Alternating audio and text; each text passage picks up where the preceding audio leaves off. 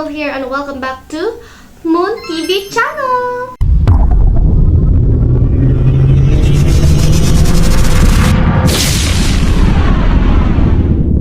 For those who haven't subscribed yet, kindly subscribe and hit the bell button para updated kayo sa mga bago nating video. And also, pwede nyo din akong isubscribe sa aking personal YouTube channel. Just search for Esshi Doll! For today's video, tuturuan ko kayo on how to apply and become a Bigo Host. Dati, kailangan mo pang mag-audition to become a Bigo Host. But now, things have changed at hindi mo na kailangan pang mag-audition para maging isang Bigo Host. And here are the ways to apply and to become one. Step 1. Recruitment invitation. Kailangan mo lamang mag-join or i-accept ang invitation galing sa isang agency. And there are two ways for this. To join an agency, pumunta sa profile. Kung bago ka pa lamang sa Bigo, ito yung icon sa rightmost side. Then, pindutin ang live data kung hindi ka pa Bigo Host.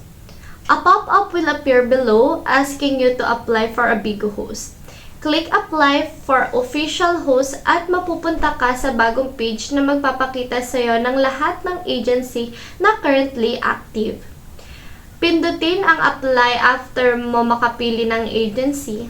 Tandaan na every agency has their own way of running their agency. Para ma-invite ka ng isang official agency member, magsasend sila ng link sa iyong Bigo or sa Messenger for the invite. Tandaan na ang invite ay may time limit. Once the limit has passed, they have to send you another invite for you to accept. Step 2. Agency submission. Dito naman sa agency submission site ay merong mafi-fill out na form with the information they have asked you. It's either by filling out a form or by asking you through a message. Step 3. Platform review. Dito naman sa platform review ay i-check ng isang Bigo admin ang input, whether it is correct or not. And if correct ang inputs mo, ay makakatanggap ka ng sign with us sa iyong Bigo. Step 4. Host submission. Sa step na ito, kailangan mo i-fill out ang form sa iyong sign with us. You can fill out by going to your creator center and beside there will be a sign with us. Press the sign with us. You can check a previous video to check how to fill out the sign with us. Step 5. Platform review. Dito naman ay merong Bigo admin na mag-check ng mga information na ipinasa mo to check if lahat ng information ay nagmamatch.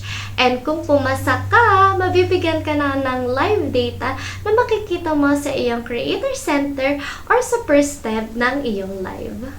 I-press lang ang live data at lahat ng information like total number of beans, hours, days, and number of fans will be listed here. After every step has been completed, you are now an official Bigo Host. Congratulations! Alright, I think that's it for today, guys. Hope may bago na naman kayong natutunan sa ating topic. And don't forget to like, share, and subscribe kung nagustuhan nyo ang video na ta. Kita-kits ulit and happy live stream!